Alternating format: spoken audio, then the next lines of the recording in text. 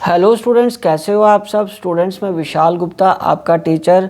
बच्चों, इस वीडियो में मैं आपको क्लास 11 का जो हमारा सब्जेक्ट है अकाउंटेंसी का, उसका chapter financial statements with adjustment आगे कंटिन्यू कराने जा रहा हूँ। इसमें हम बच्चों जो 3 एडजस्टमेंट्स करेंगे वो हैं bad debt, provision for bad and doubtful dates, provision for discount on debtors. ठीक है बच्चों, तो चलिए सबसे पहले हम बात करते हैं कि बैड डेट्स की प्रोविज़न की। बैड डेट्स होते क्या हैं? Bad debts are the amounts which was due from debtor but now it is not likely to be recovered due to dishonesty। ठीक है जी, डिसऑनेस्टी की वजह से, उसकी डेथ की वजह से या इंसॉल्वेंसी की वजह से, कोई भी रीज़न हो सकता है जिसकी वजह से हमारे पैसे डेटर से नहीं मिले। तो अब इसकी बेटा जर्नल एंट्री क्या होगी? जर्नल एंट्री बैड डेट्स की ये आ जाएगा बैड डेट अकाउंट डेबिटेड। ठीक है जी, बैड डेट अकाउंट को आप डेबिट कर दोगे to sundry debtors. Bad debts account debited to sundry debtors. ठीक है जी, और पी एंड एल में इसको कैसे दिखाएंगे? पी एंड एल में इसको दिखाएंगे टू बैड डेट्स करके। ठीक है जी, और बैलेंस शीट में इसको कैसे दिखाएंगे? बैलेंस शीट में हम इसको इसमें एसेट साइड में डेटर में से लेस बैड डेट्स करके दिखाएंगे। ठीक है बच्चों, ये इसमें से फिगर लेस करके आ जाएगी। जैसे ये 5000 है, 500 लेस करके ये 4500 की फिगर यहाँ आ जाएगी। ठीक है जी, ये था हमारा बैड डेट का। अब हम आगे बात करते हैं 11th नंबर की। तो 11th नंबर क्या कह रहा है? वो है provision for bad and doubtful debts. ठीक है जी, provision for bad and doubtful dates.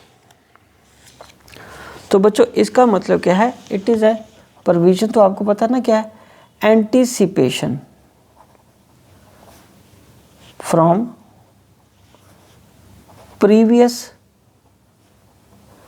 experiences that some amount may not be recovered from debtors. Generally, provision is in the form of percentage. ठीक है बच्चों, ये किस में होती है? परसेंटेज में होती है। तो अगर हम अब इसकी बात करें इसकी जर्नल एंट्री की, तो इसकी जर्नल एंट्री क्या होगी, या जो उसको हम बोलते हैं कि एडजस्टमेंट एंट्री। जर्नल एंट्री इसकी आएगी प्रॉफिट एंड लॉस अकाउंट। इसको हम एडजस्टमेंट एंट्री भी बोल सकते हैं ना, एडजस्टमेंट एंट्री। जर्नल एंट्री में इसलिए बात कर रहा हूँ क्योंकि हम डबल एस्पेक्ट रिकॉर्ड कर रहे हैं ताकि बच्चे कंफ्यूज ना हो जाए कि एडजस्टमेंट एंट्री क्या होती है। ठीक है, P and L account debited to provision for bad and doubtful debts. ठीक है बच्चों, चलो अब हम इसकी बात करेंगे कि ये पी एंड एल में कैसे आएगा। पी एंड एल में इसको कैसे आएगा बच्चों? ये पी एंड एल में भी डेबिट साइड में आएगा टू, अगर ऑलरेडी बैड डेट्स हैं हमारे पास, बैड डेट्स, तो इसमें हम कर देंगे ऐड न्यू प्रोविज़न, जो अब हम ये प्रोविज़न कैलकुलेट करेंगे। और बच्चों बैलेंस शीट में इसको कैसे दिखाते हैं? बैलेंस शीट में हम इसको अगेन एसेट साइड में ही डेटर में से पहले हम बैड डेट्स जो कि एडजस्टमेंट वाले थे वो लेस कर देंगे। जैसे हमने फिगर पहले ली थी 5,500 माइनस करके ये 4500। अब मान लो हमने लेस प्रोविज़न जो बनाई है अभी उसको माइनस कर दो, 10% है तो 450 माइनस करके जो फाइनल फिगर होगी वो यहाँ आ जाएगी और 450 यहाँ लिखेंगे और 500 जो पिछली एग्जाम्पल वाला था वो 950 यहाँ पे आ जाएगा। ठीक है बच्चों, ये इस तरीके से हम इसकी एंट्री करेंगे। अब बच्चों इसके कुछ और एक आधा केस ये हो सकता है कि आपको ओल्ड प्रोविज़न भी गिवन हो सकती है, तो उसका मैं बताता हूँ आपको हम एंट्री कैसे करेंगे। मतलब sometimes bad debts and provision for bad and doubtful debts is already given in the trial balance and also both are given in adjustments। तब उस केस में हम P&L में कैसे दिखाएंगे? तो P&L में कैसे दिखाएंगे, यहाँ पे हम लिखेंगे टू बैड डेट्स। तो इसमें बैड डेट्स कौन से आएंगे बच्चों, जो ट्रायल बैलेंस में है। ऐड क्या करेंगे, फर्दर बैड डेट्स जो कि एडजस्टमेंट वाले थे, ठीक है। और ऐड क्या करेंगे, न्यू प्रोविज़न जो अभी हमने कैलकुलेट करी होगी, ठीक है। और लेस क्या कर देंगे, ओल्ड प्रोविज़न, लेस क्या कर देंगे, ओल्ड प्रोविज़न। तो यहाँ पे आ जाएगी फिगर, ठीक है जी, इसको याद रखना आपने। और बैलेंस शीट में हम इसको कैसे दिखाते हैं, बैलेंस शीट में हम इसको एसेट साइड में ही दिखाएंगे। तो इसमें तो उसका ट्रीटमेंट में कोई फ़र्क नहीं आएगा। लेस डेटर्स जो गिवन होंगे, लेस बैड डेट्स मतलब जो एडजस्टमेंट वाले होंगे, ठीक है। इसमें अब ट्रायल बैलेंस वाले माइनस नहीं करने हमने, ठीक है। और लेस क्या आएगा, न्यू प्रोविज़न मतलब इस डेटर में से ये माइनस करने के बाद से ये 50,000 है और इसमें 5,000 माइनस करने के बाद 45,000 बचा। उस पर ये जो 45 और फॉर एग्जांपल 10% हम माइनस बनाएंगे वो यहाँ आएगी और ये न्यू प्रोविज़न ऐसे कैलकुलेट होगी यहाँ पे, ठीक है बच्चों। तो ये हमारा ट्रीटमेंट रहेगा जब बैड डेट क्वेश्चन में भी गिवन है, मतलब ट्रायल बैलेंस में भी गिवन है और एडजस्टमेंट्स में भी गिवन है, ठीक है बच्चों। चलो अब हम आगे बढ़ते हैं। When sometimes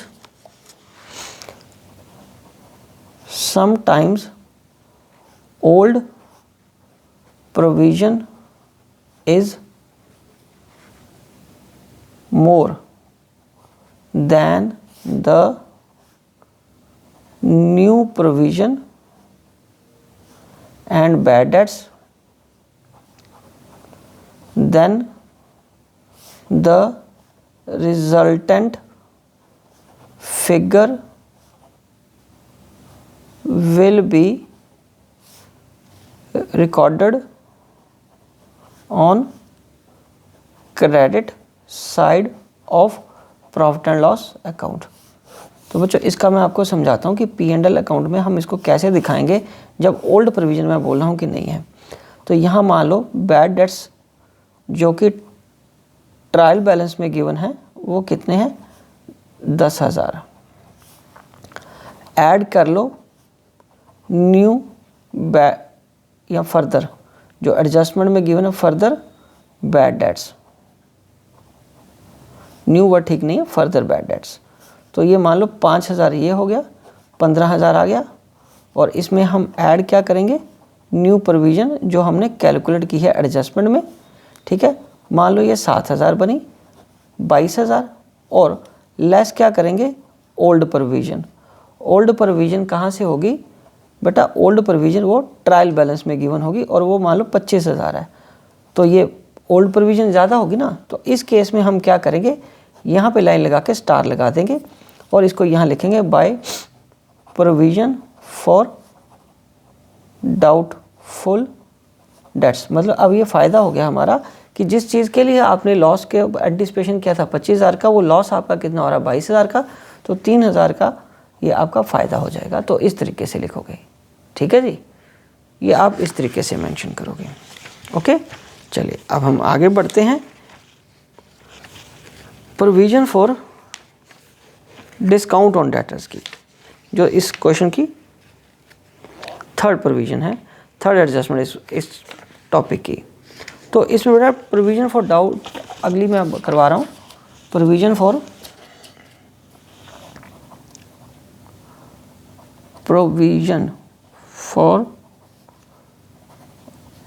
डिस्काउंट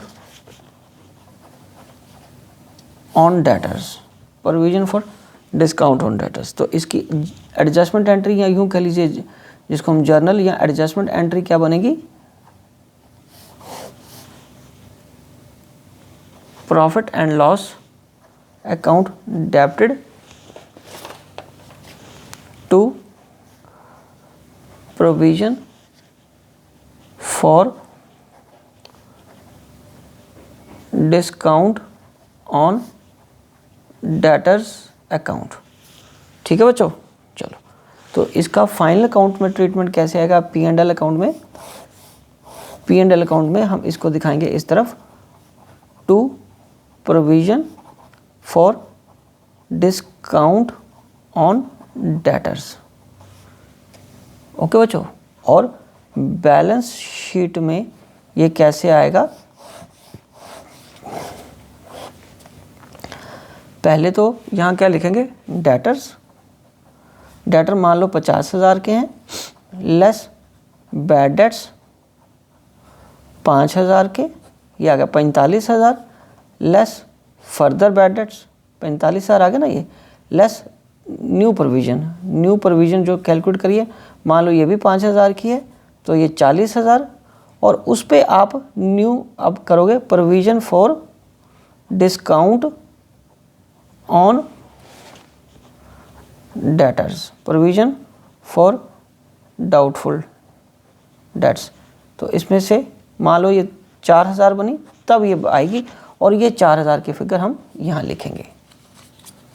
ठीक है बच्चों, तो ये आपकी प्रोविजंस वाली एंट्रीज़ हैं, इसको आपको अच्छे तरीके से समझना है। ओके जी, तो इसके बाद अब जो हम नई एंट्रीज़ करेंगे वो हम इससे रिलेटेड करेंगे, जीएसटी से रिलेटेड। तो बच्चों अगला जो टॉपिक है हमारा जीएसटी से रिलेटेड एडजस्टमेंट्स का है, वो हम अगली वीडियो में करेंगे। तब तक आप इन्हीं क्वेश्चंस को, इससे रिलेटेड क्वेश्चन जो भी बुक आपके पास है उसको करके देखिए। आप, आई होप कि आपको कोई दिक्कत नहीं आएगी। यदि आपको फिर भी कोई क्वेरी है तो आप अपनी क्वेरी कमेंट बॉक्स में मेरे को सेंड करिए, मैं उसका सूटेबल रिप्लाई आपको ज़रूर दूंगा। So wishing you good luck, happy learning.